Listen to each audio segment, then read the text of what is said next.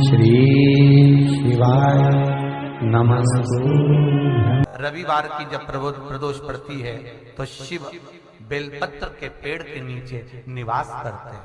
महाराज, ये एकादशी शंकर से कह रही है कि आपका स्थान ये नहीं कि आप कैलाश पर मिले, उस बार को, उस तिथि के दिन, उस अनुकूल। अगर प्रदोष का व्रत नहीं कर सकते, प्रदोष के दिन आप व्रत नहीं कर सकते, मान लो आपसे भूखा नहीं रहा जाए, शिव की कथा कहती है, ब्राह्मण देव ने धर्म पत्नी कहती है तुम्हें कोई कमी पड़े तो मुझे बताओ, मैं आपको दे देती हूँ भाग, तो मुझे बताओ मैं आपको दे देती हूँ भाग। पर ब्राह्मण देव तो ब्राह्मण देव थे, जो लाते थे वो दान पुण्य संकीर्तन में लगा देते थे। एक दिन शाम का समय, प्रदोष का दिन, प्रदोष का दिन, प्रदोष काल, शाम का समय, भगवान देव अधिदेव महादेव माँ जगतजननी पार्वती जी के साथ में भ्रमण पर निकले। प्रदोष का व्रत नहीं कर सकते, प्रदोष के दिन आप भूखे नहीं रह सकते, मंदिर भी नहीं जा सकते, दिया भी नहीं लगा सकते। तो शिव महापुराण की कथा कहती है कि प्रदोष के दिन, प्रदोष काल में अपने ही दरवाजे के पास में देवाधिदेव महादेव का स्मरण कर लक्ष्मी की वृद्धि के लिए, कार्य सिद्धि के लिए, संपदा को प्राप्त करने के लिए आप अपने ही दरवाजे के पास में एक दीप लगा सकते हो। कौन से दिन? प्रदोष। एक बात और अच्छे से समझ लीजिए, जो बच्चे चिड़चिड़े होते हैं, चाहे घर में बेटे हों, बहुएं हों, सास हो, ससुर हो, परिवार में छोटे छोटे बच्चे हों, चिड़चिड़ प्रवृत्ति करते हों या चिड़चिड़ा स्वभाव हो, जरा जरा सी बात में क्रोध आ जाता हो, बोलने का भान नहीं रह पाता हो, शब्दों के बाण चलते हों, तो महाराज प्रदोष के दिन, प्रदोष काल में बेलपत्री के पेड़ के नीचे एक, जो पत्ता आपके पास में हो, पान का मिल जाए तो पान का, पीपल का मिल जाए तो पीपल का, बेलपत्र का मिल जाए तो बेलपत्र का, उस पत्ते पर मात्र थोड़ा सा शहद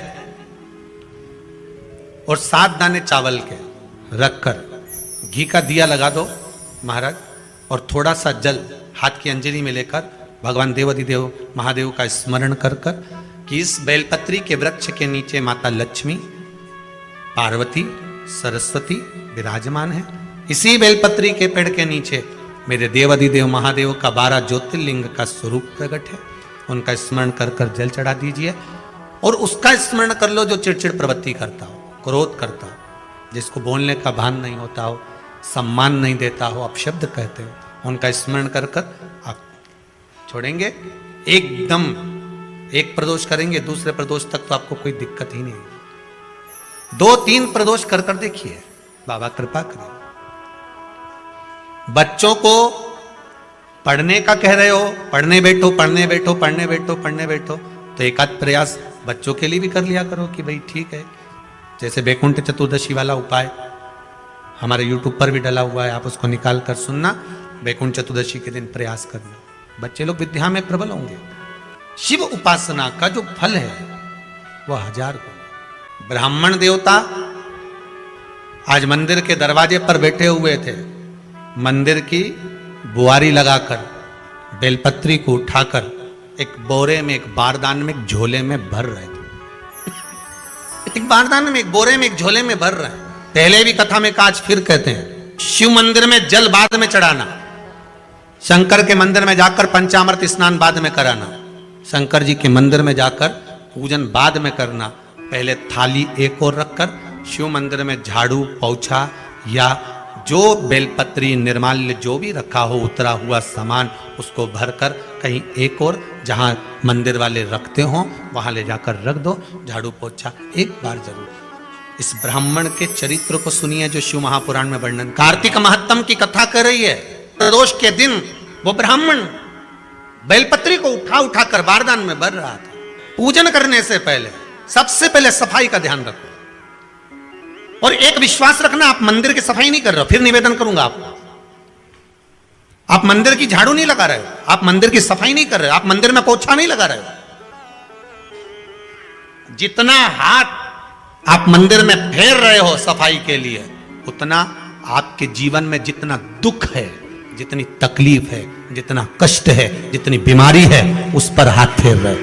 मंदिर में नहीं फेर रहे हो। नहीं तो सारी दुनिया में जितने मंदिर हैं, सारे मंदिरों में ट्रस्टियों ने कुछ ना कुछ लगा कर रखा है। स्वीपर आता है, साफ करके जाता है, ये आएगा सफाई कर जाएगा। पंडित जी होंगे तो बुआरी लगा देंगे, पंडित जी होंगे सफाई कर देंगे। उन्होंने तो पंडित जी को बोल के रखा है कि साफ कर दो, पंडित जी करते भी हैं। पर पहला फर्ज आपका है कि आप मंदिर में आए हो तो पहले आप सफाई करो। क्यों? क्योंकि हम उसका द्वार साफ रखें। आज के समय में तो एक नियम हो गया साहब कि मंदिर में जाते हो तो मंदिर के दरवाजे पर चप्पल उतार के जाते हो। नहीं तो शास्त्र रीति तो यह कहती है कि मंदिर में भगवान सामने बैठा है तो उसके सामने चप्पल भी नहीं उतारना चाहिए। तो कई लोग कहते हैं मंदिर के अंदर थोड़ी ना उतार, हम तो जीने से भी बाहर, एकदम गेट के बाहर वहां उतार, पर सामने तो है ना। तुम्हारे यहां अगर 4 लोग दिवाली मिलने आते हैं ना, तो तुमने चप्पल रखने का भी स्टैंड बनाकर रखा है। साइड में उतारिए, दिल्ली पर मत उतार देना, थोड़ा साइड में उतारो। सामने से सब आते जाते रहते हैं, सामने उतारो। सम्मुख में क्यों उतार रहे हो? थोड़ा द्वार पे से दूर उतारिए। अभी तो कुबेरेश्वर धाम में काम चल रहा है। आप लोग जो दान दे रहे हो, आपके दिए हुए दान से निर्माण चल रहा है। अभी तो आप पहनकर जूता चप्पल भी अंदर आ जाते हो। भले दूसरे मंदिरों में चप्पल पहनकर हमने देखा है, आधिकाधिक मंदिरों में, ब्रजभूमि पर भी बहुत मंदिरों में लोग अंदर जूता पहनकर चले जाते हैं।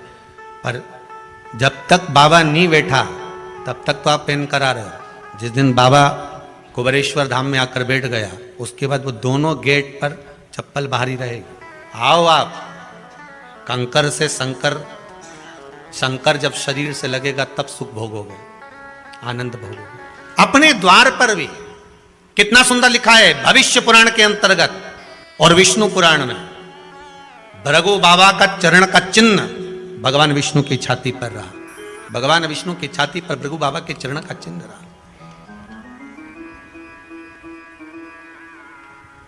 चरण का चिन्ह। अब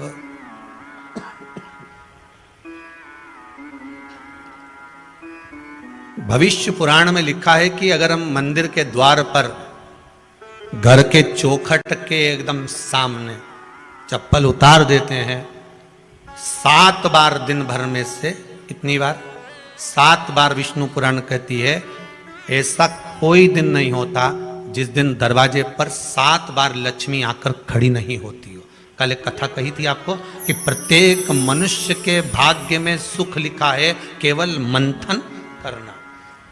भविष्य पुराण कहती है 7 बार लक्ष्मी प्रत्येक मनुष्य के दरवाजे पर जाकर खड़ी होती है, पर द्वार पर चप्पल पड़ी होने के कारणवश वो लौट कर चली जाती है। बहुत ध्यान दीजिएगा महाराज, थोड़ा सा आपको बुरा लगेगा, लग जाए, पर शिव पुराण है, जीवन संवार देगी तो अच्छी बात है।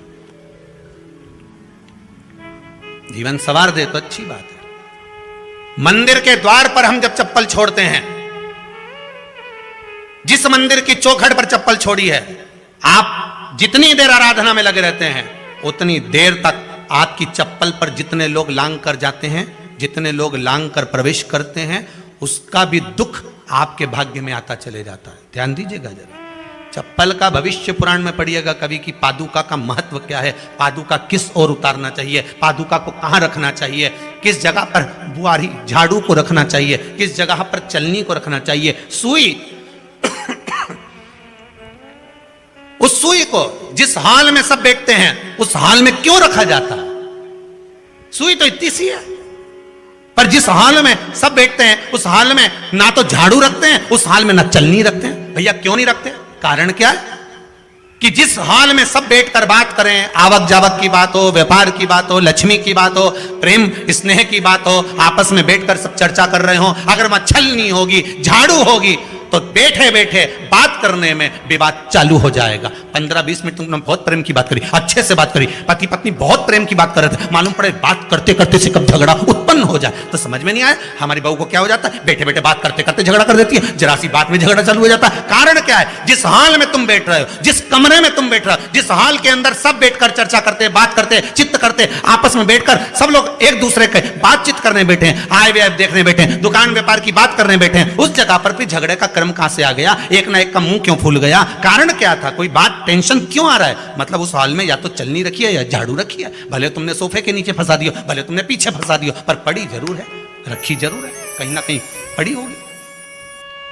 क्यों कहते हैं कि जिस हॉल में आप बैठ रहे हो, जहां पर आप संपदा की बात कर रहे हो, दौलत की बात कर रहे हो, व्यापार की बात कर रहे हो, व्यवसाय की बात कर रहे हो, उस हॉल में अगर कहीं कैलेंडर टंगा हो, कोई सामान ऐसा रखा हो, कोई पर्दा ऐसा लगा हो, कोई चीज ऐसी लगी हो, तो उसमें एक सुई उसमें रख दीजिए।